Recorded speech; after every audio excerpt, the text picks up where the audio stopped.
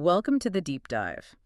You gave us a stack of sources on health, specifically longevity, and we're here to deliver the shortcut on a topic that, well, it seems to have really warped how a lot of us think about exercise. Yeah, today we're digging into one of those really sticky myths in biology. This quite depressing idea that your heart is like a battery, with a limited number of beats. Right, a finite charge. Exactly. And that every time you exercise, get your heart rate up, you're somehow using up that supply faster, burning through your beats. And look, we've all kind of absorbed this, haven't we? Maybe you heard someone famous mention it, like Donald Trump suggesting exercise is bad because the body is like a battery. Or maybe it's just that little voice in your head when you don't feel like working out. Yeah, that underlying fear. Am I speeding things up? If I only have, say, 2 billion beats, why would I waste them on a run? It feels logical on the surface, doesn't it? My heart rate doubles, so I must be using beats twice as fast. Simple math. More use equals more wear and tear. It sounds right. Okay, but let's get into the actual data here. Because our main source today, it's a pretty groundbreaking Australian study. And it doesn't just argue against the myth. No, it uses hard numbers. Quantitative evidence to show the complete opposite is true. So our mission today, understand how exercise flips from being this supposed liability to, well, a really powerful long-term investment for your heart. And here's the big reveal, the kind of counterintuitive part right up front. This research shows that fitter people, they actually clock fewer total heartbeats each day compared to sedentary people. Fewer beats, even with the workouts. Yes, significantly fewer. Exercise isn't draining the battery. It's more like a heart savings plan. A savings plan. I like that. And you're saying the returns are substantial. Oh, huge. We're not talking tiny percentages here. Moving from inactive to reasonably fit saves your heart, literally, tens of thousands of beats every single day. Okay, that's staggering. Let's talk credibility. Where is this data coming from? Right, so this is solid research. It's from the Victor Chang Cardiac Research Institute and the St. Vincent's Institute of Medical Research, both in Australia. The lead researcher is Professor Andre Lagersh.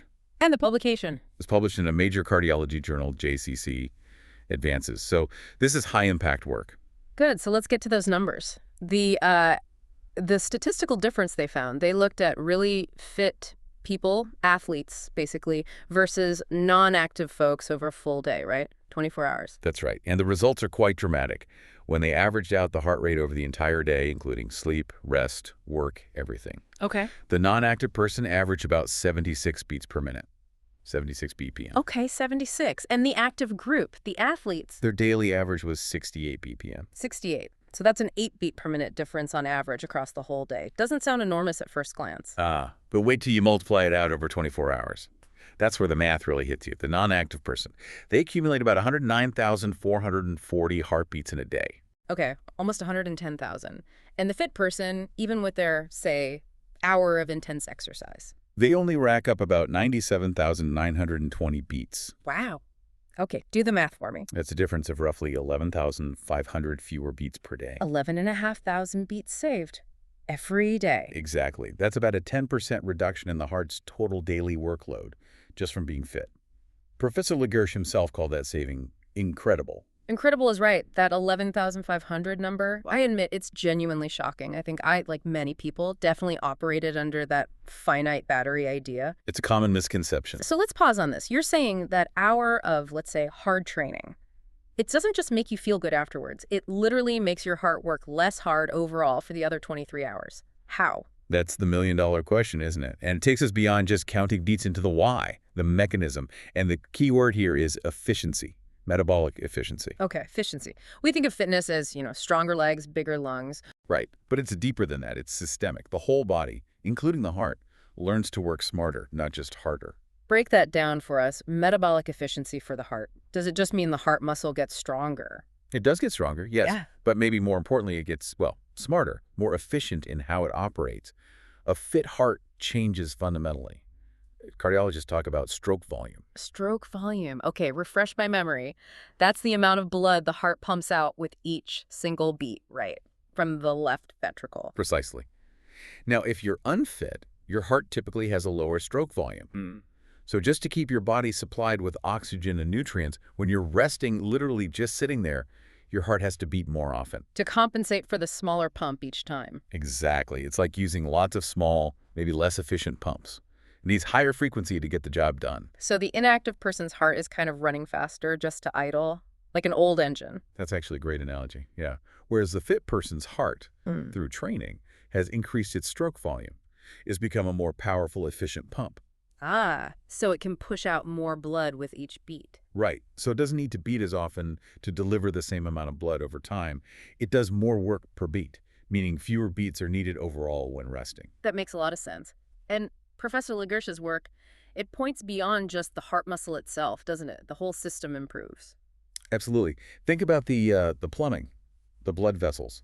Fitness improves vascular health, makes the vessels more flexible, less resistant. So the heart doesn't have to push as hard against stiff pipes. Exactly. Less resistance means less pressure needed. When the whole cardiovascular system runs smoother, the heart can take it easier, especially at rest. And that explains the dramatic drop in resting heart rate we see in fit people. The study mentioned some pretty low numbers, right? Oh yeah, some participants, the very fit ones, had resting heart rates down around 40 beats per minute. 40. Compared to what, average for a non-active person? Well, typically more in the 70 to 80 BPM range when resting. So you see the difference. When you're asleep or just sitting quietly, the fit person's heart might be beating 30, even 40 times less every single minute. Okay, that's where the huge savings come from. There's 11,500 beats a day. It's not during the workout itself, primarily. No, it's generated during the other 23 hours. The recovery, the rest, the normal daily life part, that's what gets optimized. It just completely flips the old narrative, doesn't it? You stress the heart briefly during exercise. To teach it how to be more efficient, guaranteeing it an easier ride for the vast majority of the time. Okay, so we've got the mechanics. Exercise leads to conservation, not depletion. Let's zoom out again. What does saving, 11,500 beats a day actually mean for long-term health, for lifespan? This is where those saved beats translate into, well, health goals, really. A lower resting heart rate isn't just a cool metric for athletes. It's one of the strongest independent predictors we have for better long-term health. Okay, let me push back slightly. Is that definitely causal? Or is it just correlation? Like maybe people with lower heart rates are just healthier for other reasons, genes, diet. That's a fair question. And yes, genetics and diet absolutely play a role. But longitudinal studies, looking at people over time, are pretty clear on this. The benefit derived directly from physical activity, which shows up as that lower resting rate, Yeah. is a causative factor.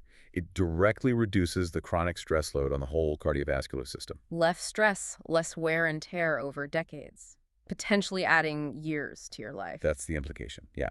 When your heart is beating 10% less often, day in, day out, just to keep you going, your entire system is under less constant pressure, less low-grade inflammation. And the study connects this directly to outcomes. Yes. It explicitly links increased physical activity to reduced long-term cardiovascular risk, lower rates of heart disease, and, yes, measurably longer lifespans. And the benefits aren't purely physical, are they? The sources mentioned other aspects, too. No, definitely not just physical. They noted connections to improved mental health as well. There seems to be a positive feedback loop. The body feels calmer, more efficient with that lower resting heart rate. Which can contribute to feeling less anxious, maybe? Yeah. Better overall well-being? Exactly. It's a kind of holistic conservation, saving energy system-wide. It's really compelling stuff. But we should probably address the edge cases, the potential limits. If some exercise is good, is more always better? What about those extreme endurance athletes, ultramarathoners, Tour de France cyclists? Are they still saving beats? That's the important nuance, and the researchers acknowledge this. During the extreme event itself, like a multi-day race, no, not necessarily. So during those intense periods, their daily beat count could actually go higher than an average person's? It absolutely could, sometimes dramatically higher, just for that short, intense period. There's a threshold where that acute, extreme exertion might temporarily override the resting efficiency benefit for that day. Okay, so a temporary override. Yes. But the key distinction here is between regular, moderate activity aimed at building that systemic efficiency. Which is what most people do or should be doing. Right, versus that kind of extreme, competitive, pushing the absolute limits type of exertion. For, 99% of us, the long-term benefits of just being regularly active vastly, vastly outweigh any temporary spike in heartbeats during a workout. And the system recovers, right? It bounces back to that efficient resting state afterward. Exactly. That distinction feels really important because most people listening aren't training for the Tour de France. And if the idea of becoming an athlete sounds intimidating. Then this study actually has really good news. Professor Luger specifically emphasized this point. The biggest bang for your health buck, he said, comes from going from unfit to just moderately fit. You don't need to achieve an elite athlete's resting heart rate of 40 BPM to get major benefits. Not at all. Ah. Just incorporating a few hours a week of purposeful activity could be brisk walking, jogging, cycling, swimming, whatever works for you. That's enough to start triggering those positive changes. Absolutely. That move from sedentary to moderately active is where you see significant improvements in stroke volume, that vascular health improvement, and crucially, a noticeable drop in your average daily heart rate. It really reframes exercise, doesn't it? It's not spending a limited resource. No, it's a strategic investment. You're investing in your body's long-term metabolic efficiency. It's like putting your health into a high-yield savings account. And the flip side is inactivity is what's actually costly. Exactly. Inactivity is what forces your heart to do that extra work, those 11,500 extra beats a day, just to keep things running. The proof seems clear now. You don't run out of beats by moving. You actually conserve them. So summing up the core message here, the science says physical activity is conservation, not depletion.